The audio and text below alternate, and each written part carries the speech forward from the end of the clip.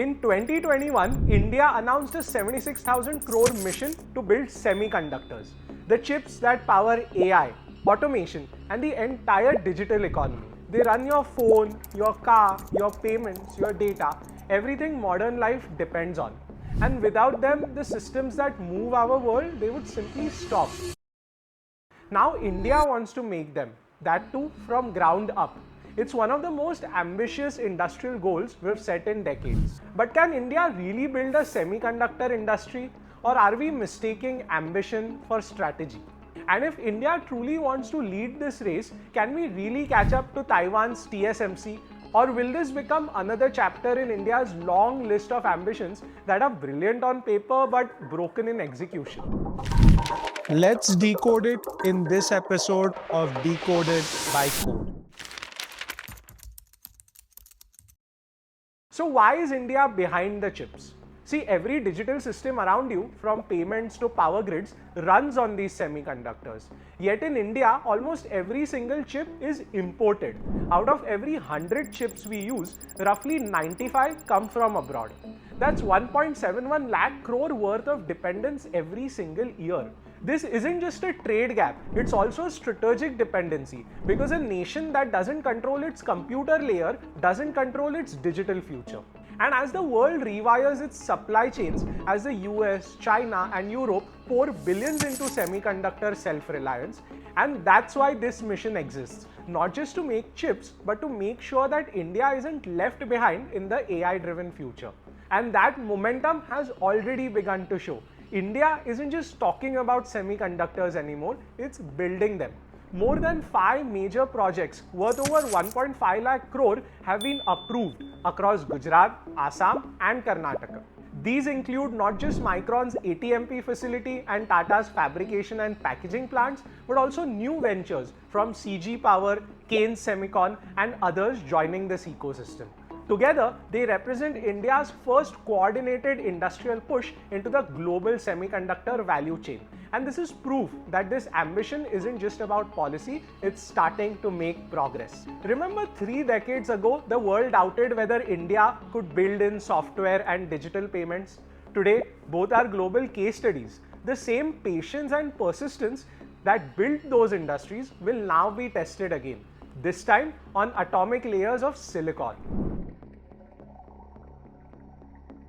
Building semiconductors isn't like building software or smartphones.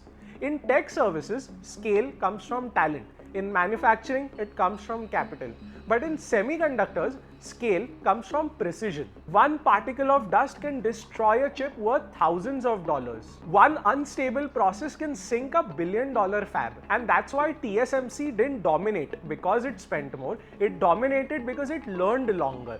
They took 3 decades to train engineers and build supplier ecosystems that never miss a step today. India, by comparison, is just beginning that journey. We have world-class design engineers, but almost no one who has worked on a live fab floor. We import nearly all the ultra-pure materials needed to even begin. And we're entering a game that demands consistency, not quick fixes. Because this isn't a mission that can be executed through a policy. It's a mission that requires process, and process takes time. Every country that built a chip industry, the US, Japan, South Korea, Taiwan, they all followed the same path. It never happened overnight, and India's journey won't either. Here's how it's likely to unfold. This is where the groundwork happens: land, clean rooms, imported machines, and training the first set of engineers. But in these first few years, there won't be any chips produced, and that's fine. Because the goal right now isn't to make chips, it's to build capability. By now, the first fabs start to function. The first wafers come out. Some might work, many won't. Engineers will spend years tweaking, testing, and fixing them. Slowly, the yields will improve. This is the phase where mistakes start turning into learning. Once the process becomes stable, production can grow. India will start making what the industry calls mature nodes, the chips that are used in cars, appliances, and everyday electronics. Not the high-end AI chips yet, but the ones that the world uses in massive volumes every single day. By this stage, local suppliers will start to emerge. The talent base gets stronger, processes get smoother, and when things start running reliably, that's when trust starts to build. India won't arrive the day the first fab opens, it'll arrive the day the first chips start rolling out, consistently and also at scale. So no, this isn't a 5-year project, it's 30 years worth of hard work and discipline.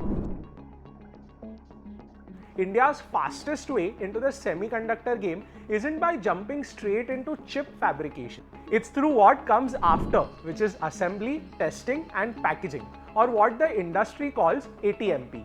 This is where India already has a head start. Micron is setting up the ATMP plant in Gujarat.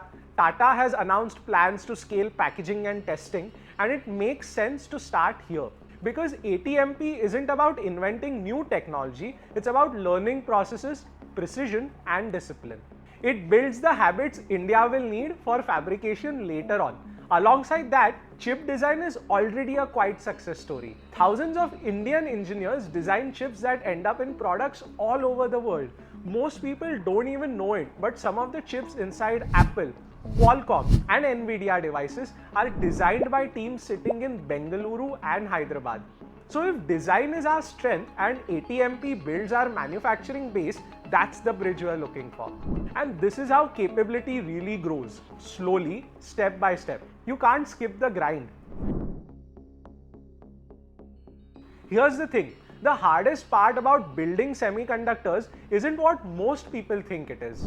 They're not about policy or capital or even talent. They're about everything that happens quietly behind the scenes. A fab needs power that never drops, not even for a few seconds.